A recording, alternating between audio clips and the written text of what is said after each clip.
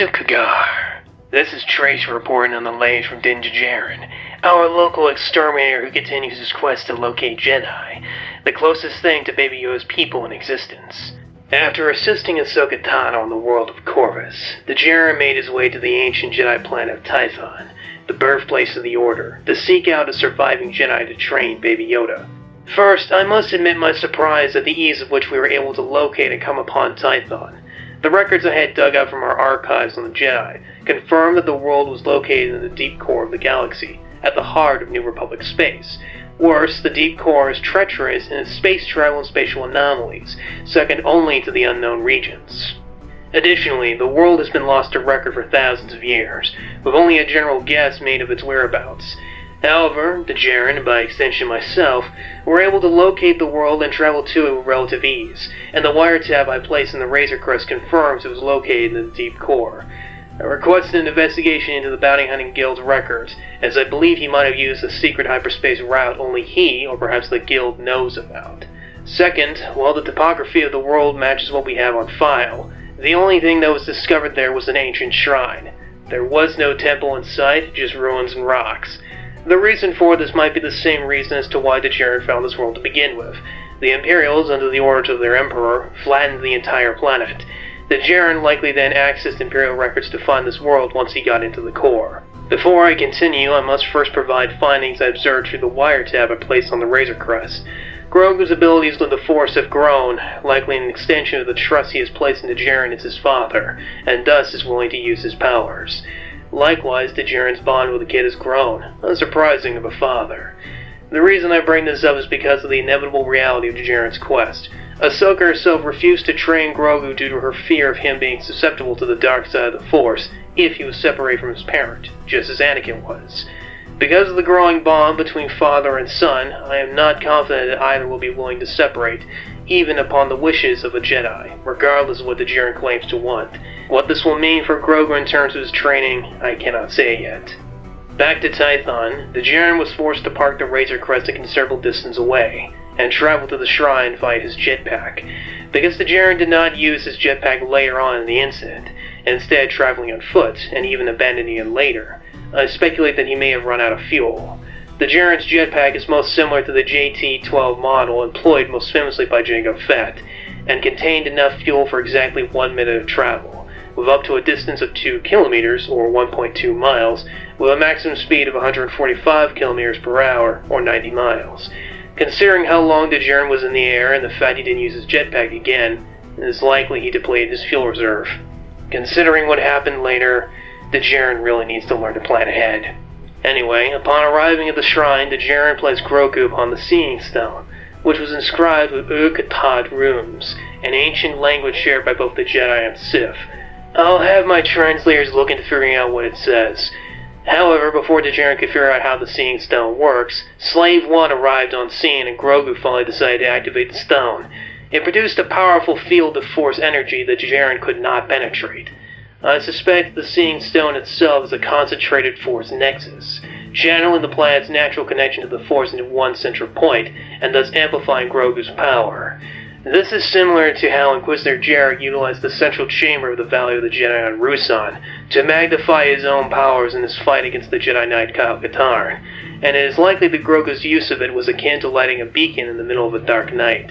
I suspect then that any surviving Jedi likely saw it and will come looking. Unable to break Grogu out of the stone's trance, Djarin took off to deal with the intruders, which revealed to be Boba Fett himself, along with a still-alive Fennec Shand. Boba clearly bore the scars of the Sarlacc on his body, and was dressed and equipped with the garb and armament of the Tuskens, leading me to suspect that they likely discovered him out in the desert and took him in. While some of my colleagues believe the Tuskens to be mere savages, there have been countless cases of this happening, such as with the case of the Jedi Knight Sharad Het, and later youngling to Luke's Jedi Order, Tahiri Vila. Fennec's own survival is still something of a mystery, as there is a debate going on as to the nature of her cybernetic parts. Some believe that she is a human replica droid, or a literal android, such as Guri, the personal assassin of the Black Sun leader, Prince Shizor of House Sharan. Others, however, believe that she is merely a cyborg, with cybernetics enhancing her organic body. Either point would explain her incredible reflexes and pinpoint accuracy with a blaster rifle, both of which remind me greatly of the now deceased IG-11. Boba revealed he saved Fennec, who was now in his service, and demanded the return of his armor from Djarin, who refused on cultural grounds. How Boba tracked Djarin down is a mystery, but considering his expertise in shadowing prey, such as with Han Solo after the Battle of Hoth, it wouldn't surprise me if he did the same here. Additionally, I believe he may have a tracking device inside of the suit, which is how he knew it belonged to Cobb Vanth. Before they could settle the argument, Imperial forces arrived, leaving Djarin to run up the mountain to get Grogu, not using his jetpack, and for Fennec and Boba to take on the pursuing stormtroopers. In a situation rather similar to the Lone Survivor incident, where a team of Navy Special Forces took on assaulting insurgent forces high up in the mountains of Afghanistan, Fennec and Boba utilized the terrain and their superior position to snipe engaging stormtroopers. The Imperials countered by attempting to flank them and brought up heavy weapons, such as a mortar and a heavy repeater. Unfortunately, Boba performed his own master flank and brutally engaged the stormtroopers with his Tusken Gaffi stick. The prowess of his skill with the weapon reinforces my theory that the Tuskens found Boba and took him in, clearly raising him in their ways and training him in the use of their weapons. Additionally, the sheer strength Boba's shown in his combat abilities leads me to believe that the Kaminoans claimed that Boba was a purely unaltered clone of Jango to be a white lie.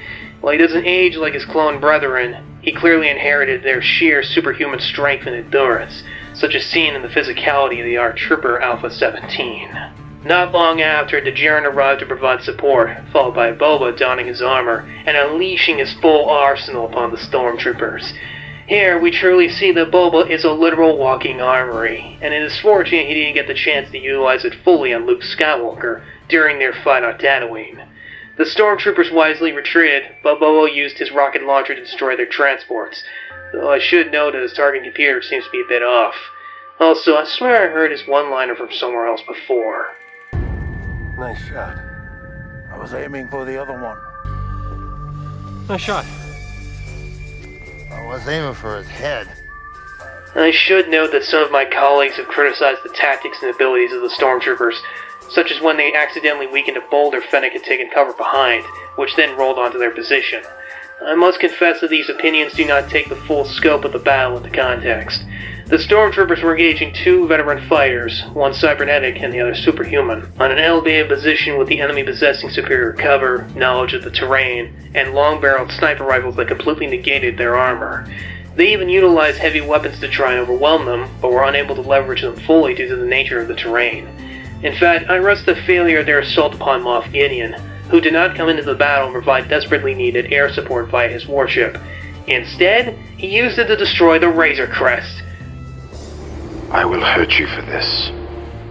I should note, though, that the ship's destruction reminded me greatly of the likewise tragic destruction of Detective James Crockett's Ferrari Daytona Spider. I wonder if Djarin will likewise get a new and improved transport like him. That psycho of yours blew up $150,000 worth of my automobile. He thought you were questioning his integrity. A little overzealous, don't you think? Afterwards, Moff Gideon deployed a team of Dark Troopers to grab Grogu. I should note that while these particular battle droids are similar to previous models, they are distinct from them in a few ways. First, instead of jetpacks, they use rocket boots similar to the repulsor technology seen on the Iron Man suit. Second, their overall construction seems like a cross between Phase 1 and 2 Dark Trooper designs. And third, they seem to have built-in weapon systems rather than carrying them.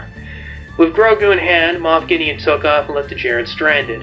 Fortunately, Boba Fett and Fennec agreed to assist Djarin in recovering the child, with Slave One and company making his way to Navarro, to request the assistance of now New Republic Marshal Cara Dune.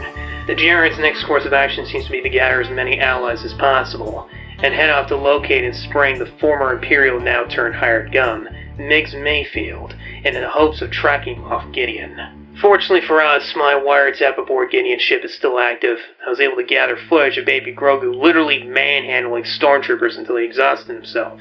This again speaks to the level of power and training Grogu has, though not enough to prevent the poor kid from being stunned into sleep. I will look for you. I will find you. And I will kill you. Gideon then requested a call be made to Dr. Pershing, where I suspect that they'll be rendezvousing with his remnant fleet somewhere outside of the Outer Rim, as that has now come under the jurisdiction of the New Republic. This likely means that they've been driven out of hiding and are on the run. On a final point, we now have a confirmed answer to Boba Fett's heritage. Ever since records were lost during the Great Purge, the only word we had on whether or not the Fetts were Mandalorians came from Minister Almach, who claimed Jango was a mere bounty hunter. This, of course, was complete Ozic, as Almach was Death Watch, the sworn enemies of Jango Fett, and here we have our answer. Boba revealed his armor's chain code or ID, which states that Jango was a foundling, inducted on the world of Concord Dawn under the mentorship of Jaster Murillo, and then he fought in the Mandalorian Civil Wars. This lines over previous record fragments we had on Jango being a member and later leader of the true Mandalorians, who fought Death Watch but were sadly manipulated into a one-sided battle with the Jedi Master Dooku and his knights. Now on to the damage report, which consisted purely of stormtroopers, so our insurance need not be concerned.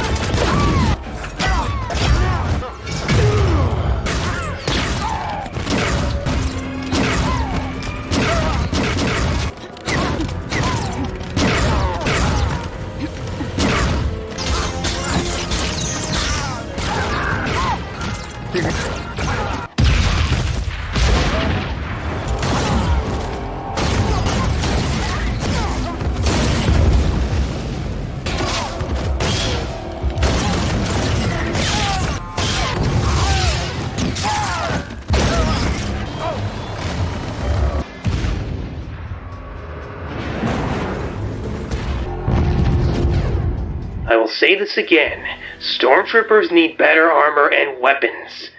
Finally, time to tell you Baby Yoda's adorable scenes. From ugliest to cutest, we have porgs, Jar Jar Binks, love cats, baby Wookiees, and baby Ewoks. Grogu.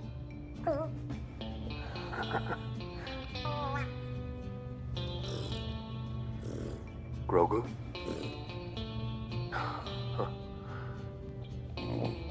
Come on.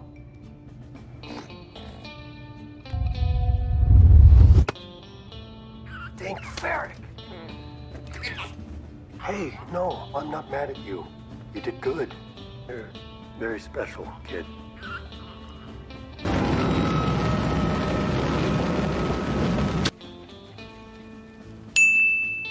Jar Jar is the key to all this.